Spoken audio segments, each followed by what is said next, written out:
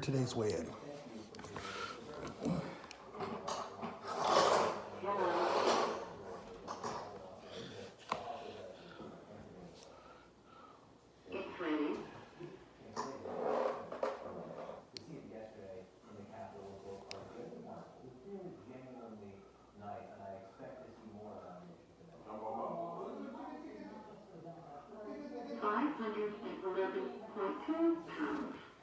I lost weight, 5'11".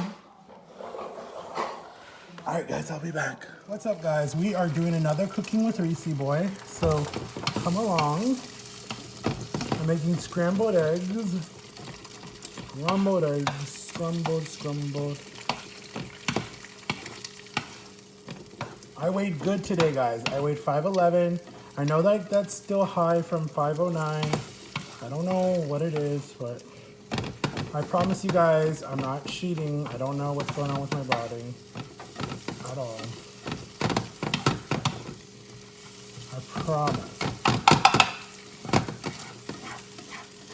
Like I told you guys, when I put my mind to something, I do it. Like literally.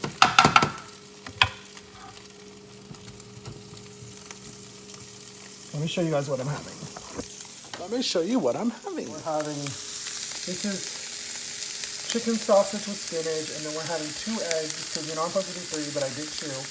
Dang it, I was supposed to do the egg whites. Dang it, guys, I forgot. I was supposed to do the egg whites because one of my subscribers asked me to do egg whites. So I was supposed to do egg whites today, but you see, I forgot. I always forget. I don't know. But I have tomorrow and I have Saturday and Sunday, and then Monday I start my liquid diet again.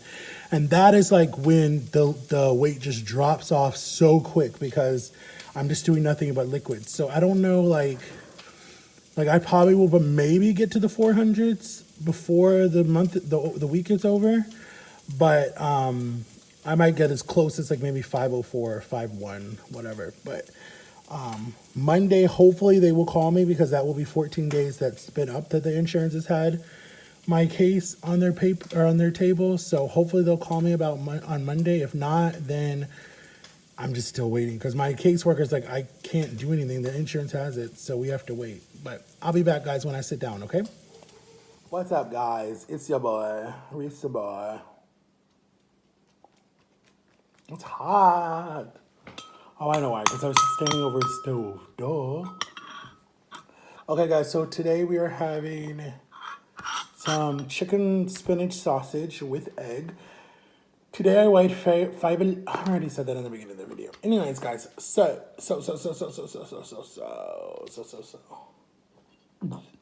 guys, I went out last night with my friend, with one of my friends, and we went to this lounge. It was like this weird type of lounge. I don't even know what you want to call it. But I've been there before. I went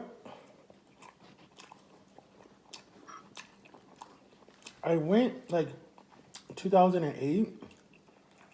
Because it was like 18 and up. And I was like 18 in 2008. So I went and it was like was it 90s or 80s night? It might have been 80s night.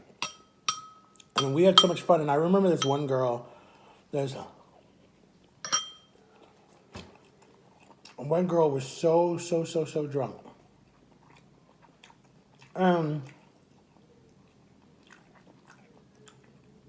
She started dancing on me and whatever.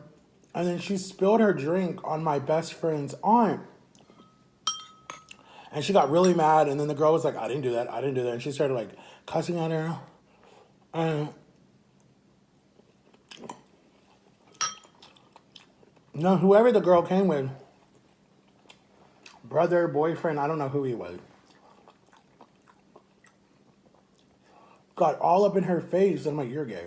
Like 100%. Because I'm not trying to be racist or anything or try to be like discriminating. But like, just the whole night he kept grabbing guys' butts and stuff. And I'm like, yeah, something's up. So I was like, okay. I kept hitting on my best friend. And my best friend's like, nah, you're not my type, blah, blah, blah, blah, blah, blah. And then I just remember that night being really weird. It was really weird because I think it was like a straight club, but next to a gay club. Like I remember because there was a lot of women that were like with other women and like stuff like that. And I just remember we had so much fun. The music was good. The food was good. The people were nice, like really, really, really sweet. And it was my first time being to a whatever it was, 80s party or whatever. Like it was really my first time clubbing, like altogether my first time clubbing. And I remember meeting the guy. Let's just say his name was Dan, right? And when I went out last night, Wednesday night, or Thursday night, we went back to the bar.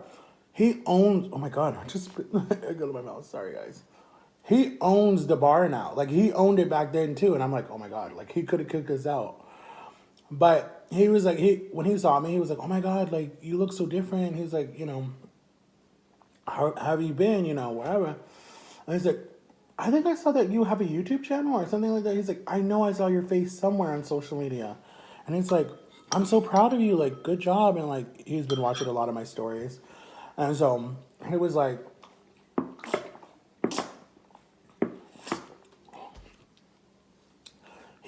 really nice to me and everything. He's like we need security here, you know, like you always have a job here if you want a job as security, whatever. And I was like, nah, I don't know. He's like, but I have to like go take the class, and I heard the class is really hard for security. But one of my other best friends, well, he's not, well, yeah, technically, he works at a security at a club downtown Orlando. I tell him to be careful because there's all these shootings that keep happening at these nightclubs or these bars. And I'm just like, Because knowing me, honestly, if I was put in a situation like that, knowing me, I probably would be the one to try to get the gunman to put the gun down. Like, I just know that that's my personality. It would be different if he was like in there for bad things, but if he was in there because he was frustrated or hurt or mad, or he saw his ex-girlfriend, so like whoever got in his way, he didn't care, I'd be the one to try to like talk him off the edge. Like, I would be like, look, what's going on in your life? What happened? People would probably call me stupid because they'd be like, just run. And I'd be like, no, he's hurting. Like, let's talk to him. But that's who I am. That's probably what I would be. And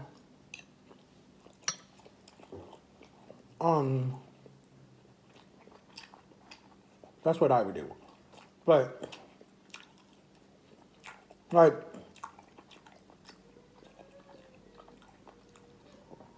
I want to be I forget what they're called. The police officers use, I'm a notionator or something. I don't know. Don't quote me on that.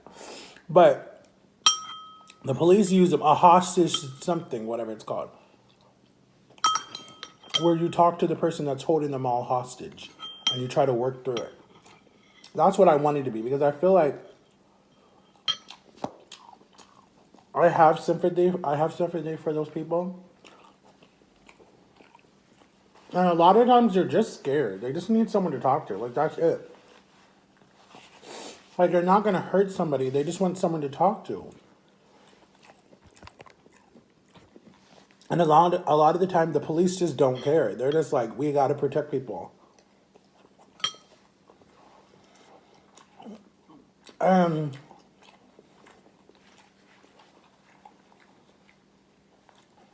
I understand when you fall in love with somebody so much and then they just leave you out of nowhere, or they cheat on you, or they hurt you, or whatever, and how you can go psychotic and crazy and mentally ill, especially if like that person was everything to you and they were like your whole life, and you worked hard, you took care of whatever, you took care of the bills, whatever, and then this person has the audacity to go have like a affair on you, or cheat on you, or lie to you. Like, I can get why they snap. I understand it. Like, You pushed me too far. Like, I get it. I totally get it. But you're not supposed to do evil like it says in the Bible. But in the Bible it says don't cheat with your neighbor or whatever, something like that. In the Ten Commandments. So, but I get it. But I so would want to be that person. And especially with young people, especially with like high school students or middle school students that just need someone to talk to. Like they don't feel like they can talk to their parents. They don't trust their teachers. Some do. But even the teachers don't know what to do. They just route them out. They're just looking for someone to talk to. That's it. And story time. Let me tell you the story. I remember, y'all might take this two different ways, but I really don't care because I know what I did was the right thing. At the time, yeah, I did care later because of what happened. But listen, so I was in school, right? I was in high school. I think it was my senior year or my sophomore year. I'm not sure. Or my junior year. I'm not sure. I think it was my junior year. Yeah. Because I did my junior year at Timber Creek. So shout out to Timber Creek. Go Wolves. If you're from Orlando, you know this school. If you're not, well, you might, because some people know it. But anyways, so we were like the undefeated team for like 4 years straight. Like we were doing really good. Okay, everything. Okay, so I remember in first period,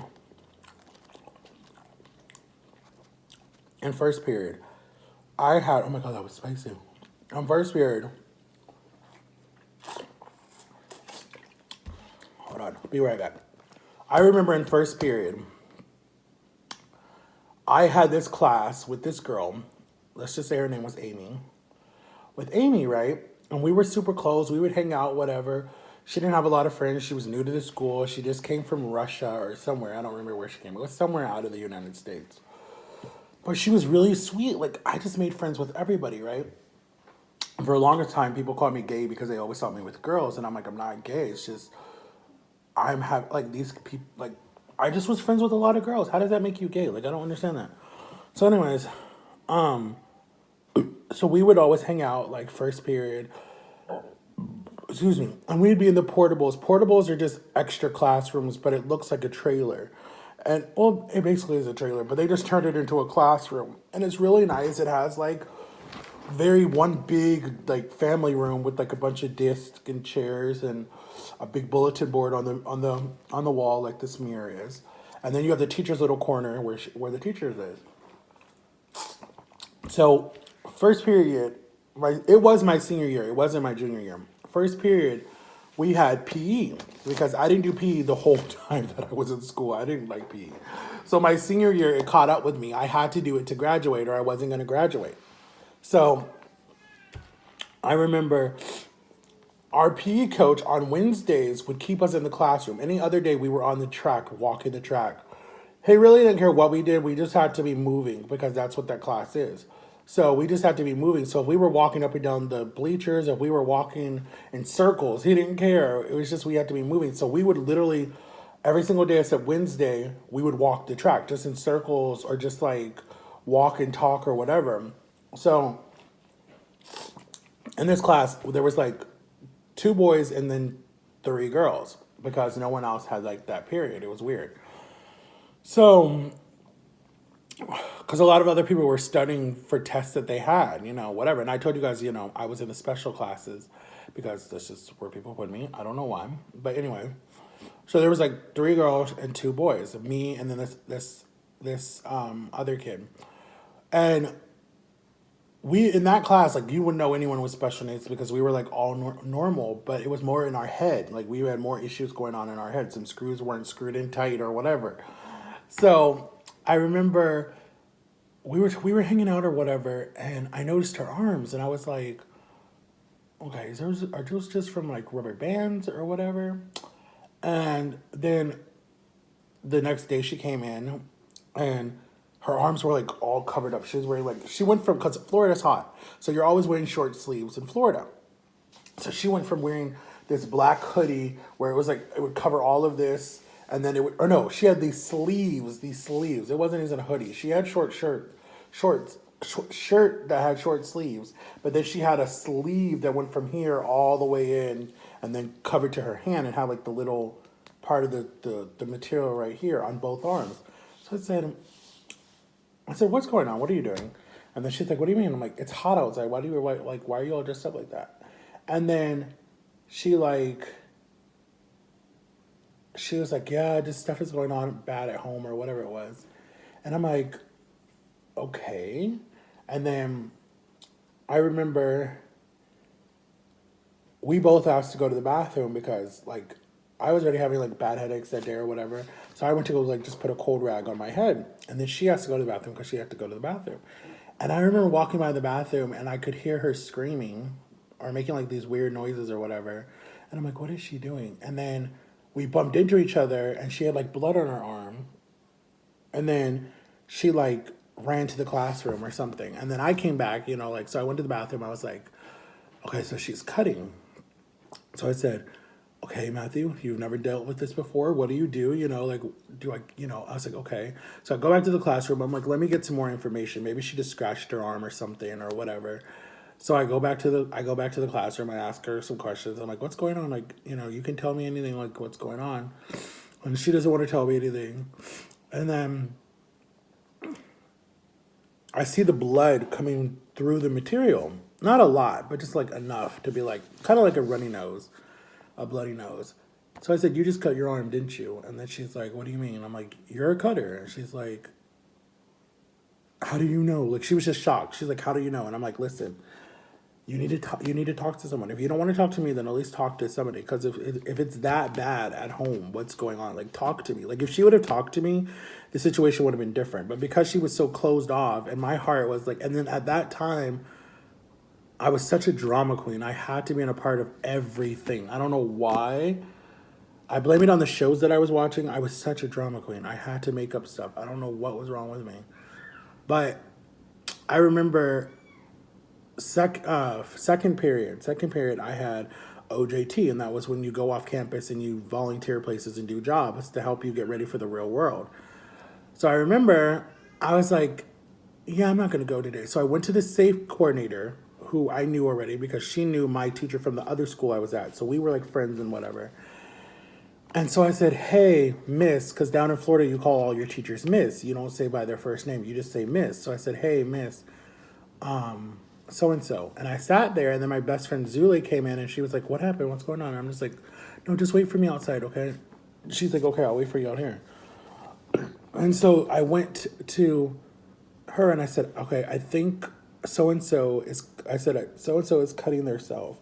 What am I supposed to do as her friend?